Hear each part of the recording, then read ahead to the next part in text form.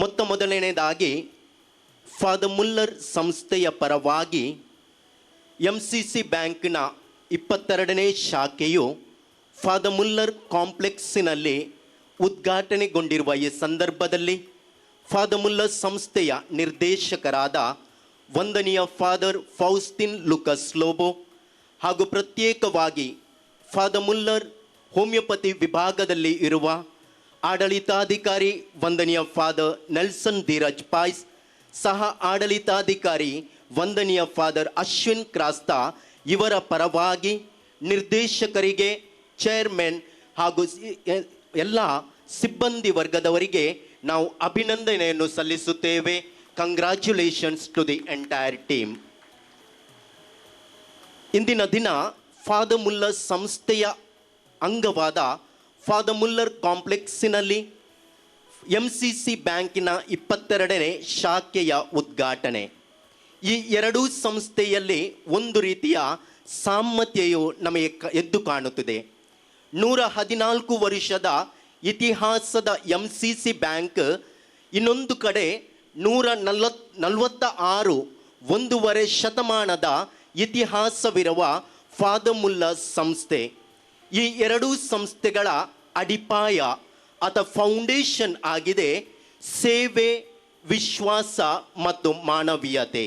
In a word, service to humanity. ಆದ ಕಾರಣ ನಾನಿಂದು ಈ ಸಂಸ್ಥೆಯ ಫಾದರ್ ಮುಲ್ಲರ್ ಸಂಸ್ಥೆಯ ಆಡಳಿತಾಧಿಕಾರಿಯಾಗಿ ಆರೋಗ್ಯ ಕ್ಷೇತ್ರದಲ್ಲಿ ಸೇವೆಯನ್ನು ನೀಡುವಾಗ ನಾನು ಆರೋಗ್ಯದ ಬಗ್ಗೆ ಒಂದೆರಡು ಮಾತುಗಳನ್ನು ಆಡಲು ಇಚ್ಛಿಸುತ್ತೇನೆ. ಆರೋಗ್ಯ ಎಂದರೆ ಸಾಮಾನ್ಯವಾಗಿ ನಾವೆಲ್ಲರೂ ಎಣಿಸುವುದು ದೈಹಿಕ ಆರೋಗ್ಯ, ರೋಗ ಇಲ್ಲದ ಸ್ಥಿತಿ. ಆದರೆ ಇನ್ನು ಹೋಲಿಸ್ಟಿಕ್ ಗ್ರೋತ್, ಸರ್ವತೋಮುಖವಾಗಿ ನಾವು ಆರೋಗ್ಯವನ್ನು ತೆಗೆದುಕೊಂಡರೆ ಕೇವಲ ದೈಹಿಕ ಆರೋಗ್ಯಕ್ಕೆ ಮಾತ್ರ ಸೀಮಿತವಲ್ಲ. ಆರೋಗ್ಯವೆಂದರೆ ಮಾನಸಿಕ ಆರೋಗ್ಯ, ಆಧ್ಯಾತ್ಮಿಕ ಆರೋಗ್ಯ, ಸಾಮಾಜಿಕ ಆರೋಗ್ಯ, ಭಾವನಾತ್ಮಕ ಆರೋಗ್ಯ ಮತ್ತು ಆರ್ಥಿಕ ಆರೋಗ್ಯವೂ ಕೂಡ ಸೇರಿಕೊಂಡಿದೆ.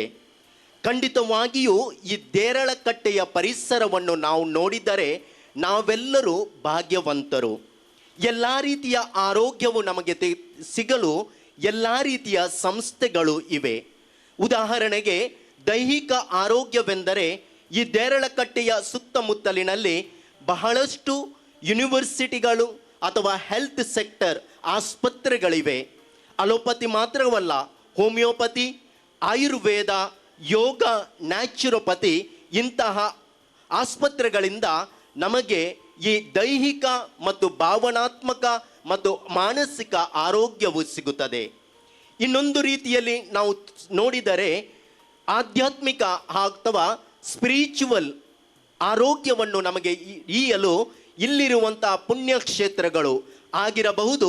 ಸಂತ ಜೋಸೆಫರ ಪುಣ್ಯಕ್ಷೇತ್ರ, ಅತ್ತ ಹೋದರೆ ಕೊರಗಜ್ಜನ ಆ ಒಂದು ಪುಣ್ಯ ಸ್ಥಳ, ಅತ್ತ ಹೋದರೆ ಉಲ್ಲಾಲದ ದರ್ಗಾ ಅಥವಾ ಮಸೀದಿ, ಇದರೊಂದಿಗೆ ಇರುವಂತಹ ಬಹಳಷ್ಟು ಚರ್ಚ್, ಮಸೀದಿ ಮತ್ತು ದೇವಸ್ಥಾನಗಳು ನಮಗೆ ಸ್ಪಿರಿಚುವಲ್ ಹೆಲ್ತ್ ಅಥವಾ ಒಂದು ರೀತಿಯಲ್ಲಿ ಆಧ್ಯಾತ್ಮಿಕ ಆರೋಗ್ಯವನ್ನು ನೀಡುತ್ತದೆ. ಇದರೊಂದಿಗೆ ಸಾಮಾಜಿಕ ಆರೋಗ್ಯವನ್ನು ನೀಡಲು ನಾವು ಈಗಾಗಲೇ ನೋಡಿದ್ದೇವೆ. ಬಹಳಷ್ಟು ರಾಜಕೀಯ ಅಥವಾ ಸಾಮಾಜಿಕ ಮುಖಂಡರು ಬಹಳಷ್ಟು ಸೇವೆಯನ್ನು ನೀಡುತ್ತಾರೆ. ಅನೇಕ ಶಾಲಾ ಕಾಲೇಜುಗಳ ಮುಖಾಂತರ, ವಿದ್ಯಾಭ್ಯಾಸದ ಮುಖಾಂತರ ಸಾಮಾಜಿಕ ಸೇವೆಯೂ ದೊರೆಯುತ್ತದೆ, ಸಾಮಾಜಿಕವಾಗಿ ಆರೋಗ್ಯವು ನಮಗೆ ಸಿಗುತ್ತದೆ. ಇನ್ನು ಇದಕ್ಕೆಲ್ಲವೂ ಬಹಳ ಅವಶ್ಯಕವಾಗಿರುವಂತಹ ನಮಗೆ ಬೇಕಾಗಿರುವಂಥದ್ದು ಆರ್ಥಿಕ ಆರೋಗ್ಯ. ಆರ್ಥಿಕ ಅಥವಾ ಫಿನಾನ್ಷಿಯಲ್ ಹೆಲ್ತ್ ಎಂದರೆ ಕೇವಲ ಹಣ ಮಾತ್ರವಲ್ಲ, ಹಣ ಸಂಪಾದನೆ ಮಾತ್ರವಲ್ಲ, ಬದಲಾಗಿ ಆ ಹಣವನ್ನು, ಆ ಆರ್ಥಿಕತೆಯನ್ನು ಯಾವ ರೀತಿಯಲ್ಲಿ ಸರಿಯಾದ ರೀತಿಯಲ್ಲಿ ನಾವು ಉಪಯೋಗಿಸಿಕೊಳ್ಳುವುದು ಎಂಬುದೇ ಅದರ ಮೇನ್ ಉದ್ದೇಶವಾಗಿದೆ. ಆದ ಕಾರಣ ಈ ಸಂಸ್ಥೆಯ ಫಾದರ್ ಮುಲ್ಲರ್ ಕಾಂಪ್ಲೆಕ್ಸಿನಲ್ಲಿ MCC ಬ್ಯಾಂಕ್ ತನ್ನ 22ನೇ ಶಾಖೆಯನ್ನು ಉದ್ಘಾಟನೆಗೊಳಿಸುವಾಗ ಈ ರೀತಿಯ ಆರ್ಥಿಕ ಸದೃಢತೆಗೆ, ಆರ್ಥಿಕ ರೀತಿಯ ಆರೋಗ್ಯಕ್ಕೆ ಖಂಡಿತವಾಗಿಯೂ ಅವರು ಒಂದು ಹೆಜ್ಜೆಯನ್ನು ನಮ್ಮೊಂದಿಗೆ ಜೋಡಿಸಿದ್ದಾರೆ. ಆದ ಕಾರಣ ಎಂಟೈರ್ ಇಡೀ MCC ಬ್ಯಾಂಕ್ ಟೀಮಿಗೆ ನಾವು ಕೃತಜ್ಞತೆಯನ್ನು ಸಲ್ಲಿಸುತ್ತೇವೆ. ಧನ್ಯವಾದಗಳನ್ನು ಸಲ್ಲಿಸುವಾಗ ಅವರಿಗೆ ನಾವು ಅಭಿನಂದನೆಯನ್ನು ಸಲ್ಲಿಸುತ್ತೇವೆ. ಯಾವಾಗ ನಾವು ಆರೋಗ್ಯದ ಬಗ್ಗೆ ಯೋಚಿಸುತ್ತೇವೋ ಆಗ ಸಾಧಾರಣವಾಗಿ ಆಸ್ಪತ್ರೆಗೆ ಹೋದರೆ ಅಲ್ಲಿ ವೈಟಮಿನ್ ಅಥವಾ ವಿಟಮಿನ್ ಡೆಫಿಷಿಯನ್ಸಿಯ ಬಗ್ಗೆ ಹೇಳ್ತಾರೆ. ಈ ವಿಟಮಿನ್ ನಿನ್ನ ದೇಹದಲ್ಲಿ ಕಮ್ಮಿ ಇದೆ, ಆ ವಿಟಮಿನ್ ಕಮ್ಮಿ ಇದೆ ಅಂತೇಳಿ. ಈ ಎಲ್ಲ ವಿಟಮಿನ್ ನಮಗೆ ದೊರೆಯಬೇಕಾದರೆ ಇನ್ನೊಂದು ರೀತಿಯ ವಿಟಮಿನ್ ನಮಗೆ ಅಗತ್ಯವಿದೆ. ಅದು ವಿಟಮಿನ್ ಎಂ, ಅಂದರೆ ವಿಟಮಿನ್ ಮಣಿ. ಈ ಹಣ ಅಥವಾ ಮಣಿ ಇದ್ದರೆ ಎಲ್ಲ ರೀತಿಯ ವಿಟಮಿನನ್ನು ಗಳಿಸಲು ನಮಗೆ ಸುಸೂತ್ರವಾಗುತ್ತದೆ, ಸಹಾಯವಾಗುತ್ತದೆ. ಯಾವುದೇ ಮನುಷ್ಯನ ಅನಾರೋಗ್ಯಕ್ಕೆ ಒಂದು ಕಾರಣವು ಆರ್ಥಿಕವಾಗಿ ಸದೃಢತೆ ಇಲ್ಲದಿರುವುದು ನಮಗೆ ಕಂಡು ಬರುತ್ತದೆ. ಆದ ಕಾರಣ ಬ್ಯಾಂಕಿಂಗ್ ಕ್ಷೇತ್ರದ ಮುಖಾಂತರ ವೆಲ್ ಪ್ಲಾನಿಂಗ್ ಮಾಡಿ ಇದನ್ನು ನಮಗೆ ಹೆಚ್ಚಿಸಲು ಸಾಧ್ಯವಾಗುತ್ತದೆ.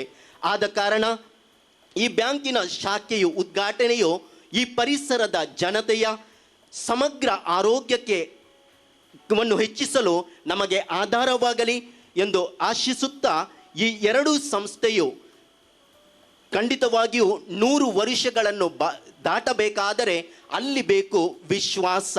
ಖಂಡಿತವಾಗಿಯೂ ಈ ವಿಶ್ವಾಸದ ಮುಖಾಂತರ ಈ ಸಂಸ್ಥೆಯು ಮುಂದುವರಿಯುತ್ತಿರುವಾಗ ಇನ್ನಷ್ಟು ವಿಶ್ವಾಸದೊಂದಿಗೆ ಬಹಳಷ್ಟು ಶಾಖೆಗಳು ಉತ್ಪನ್ನವಾಗಲಿ, ಬಹಳಷ್ಟು ಜನರಿಗೆ ಈ MCC ಬ್ಯಾಂಕಿನ ಮುಖಾಂತರ ಬಹಳಷ್ಟು ಒಳ್ಳೆಯದಾಗಲಿ ಎಂದು ಹಾರೈಸುತ್ತಾ, ಈ ಎರಡೂ ಸಂಸ್ಥೆಗಳು ಒಟ್ಟಾಗಿ ಆರೋಗ್ಯವಂತ, ಸಮೃದ್ಧ ಹಾಗೂ ಸ್ವಾವಲಂಬಿ ಸಮಾಜ ನಿರ್ಮಿಸಲು ಆ ಭಗವಂತನು ನಮಗೆಲ್ಲರಿಗೂ ಸಹಕಾರವನ್ನು ನೀಡಲಿ.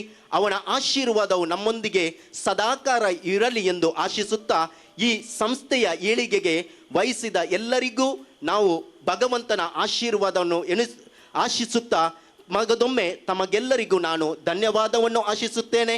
ಆರೋಗ್ಯವಂತ ಸಮಾಜವನ್ನು ಇಲ್ಲಿ ಕಟ್ಟಲು ನಾವೆಲ್ಲರೂ ಒಂದಾಗಿ ಶ್ರಮಿಸುತ್ತಾ ಎನ್ನುತ್ತಾ ನನ್ನೆರಡು ಮಾತುಗಳನ್ನು ಕೊನೆಗೊಳಿಸುತ್ತೇನೆ. Thank you.